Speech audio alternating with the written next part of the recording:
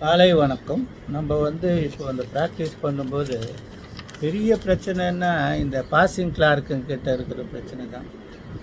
இந்த ஹைகோர்ட்டில் original side bail petition, anticipated bail petition, ஏன்னா காஸ்ட் ப்ரொசீடிங்ஸ், நீங்கள் இந்த கிரவுண்டு போடுங்க, இப்படி கிரவுண்டு போடுங்க எல்லாம் சொல்கிற அளவுக்கு வந்துட்டாங்க.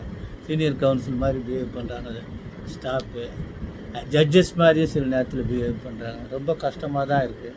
ஆனால் சுமூகமான சூழ்நிலைக்காக வேண்டி இவங்க சொல்கிறதெல்லாம் சில நேரத்தில் நம்ம கேட்குறோம். ஆனால் அதே நேரத்தில் பார்த்திங்கன்னா இதில் ப்ராக்டிக்கல் டிஃபிகல்ட்டிஸு அதுக்கப்புறம் என்ன ஆகுதுன்னா, இதை ஹைகோர்ட்டில் நம்ம ஆர்கியூ பண்ணீங்க, இவங்கள ரெஸ்பான்ஸாக சேர்க்கலைன்னா சேட்டங்க அந்த மாதிரி தான் எடுக்க சொன்னாங்கன்னு சொல்ல வேண்டியதாக இருக்குது.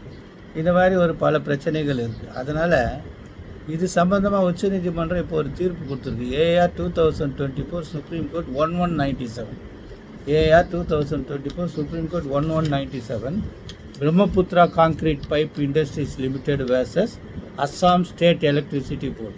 Brahmaputra concrete pipe industries versus Assam state electricity. இதில் என்னன்னா அவங்க என்ன சொல்கிறாங்கன்னா, முதல்ல இந்த க்யூரேட்டிவ் பெட்டிஷனை ரிஜிஸ்டர் ரிட்டர்ன் பண்ணி, க்யூரேட்டிவ் பெட்டிஷன் என்னன்னு பார்த்தீங்கன்னா இங்கே அதெல்லாம் கிடையாது. சுப்ரீம் கோர்ட்டில் எஸ்எல்பி டிஸ்மிஸ் ஆச்சுன்னா நீங்கள் அது மேலே ரெவ்யூ பெட்டிஷன் போடலாம். ரெவ்யூ பெட்டிஷன் டிஸ்மிஸ் ஆச்சுன்னா அது மேலே க்யூரேட்டிவ் பெட்டிஷன் போடலாம். க்யூரேட்டிவ் பெட்டிஷன் எப்படி போடலான்னா, அந்த ஆர்டரில் ஏதாவது பெரிய பிழை இருக்குது, apparent face of the record, இல்லை நீங்கள் பார்ட்டி கிடையாது, இல்லை அந்த உத்தரவு உங்களை வேறு வகையில் பாதிக்கக்கூடும், அந்த மாதிரி சூழ்நிலையில் போடலாம். இந்த ரிஜிஸ்ட்ரி இது டிஸ்மிஸ் பண்ணதுனால சுப்ரீம் கோர்ட் என்ன சொல்லுதுன்னா, அந்த ரூல்ஸ் பிரகாரம் ஆர்டர் 15 ரூல் இந்த ரிஜிஸ்ட்ராருக்கு அந்த பவரே கிடையாது. என்னன்னா, நீ ரெவ்யூ பெட்டிஷனில் இல்லாததெல்லாம் நீங்கள் க்யூரேட்டிவில் போட்டிருக்கீங்க அப்படின்னு சொல்லி அப்ஜெக்ஷன் போடுறது, அதெல்லாம் உங்கள் வேலை கிடையாது.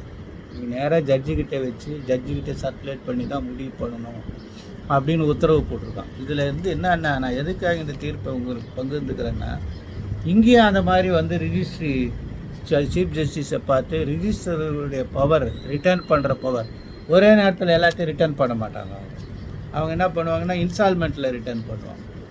கொடுமையான உலகமாக கொடுமை இந்த அது இந்த கேட்லேயும் அந்த மாதிரி தான் அரலூசுங்கெல்லாம் உட்காந்துருக்குது பாசிங் கிளார்க்கில். அதான் இருக்குது பார்த்து. ஒன்றும் பேசிக்கே தெரியல அதுங்களுக்கு, மெக்கானிக்காக வேலை செய்கிறாங்க.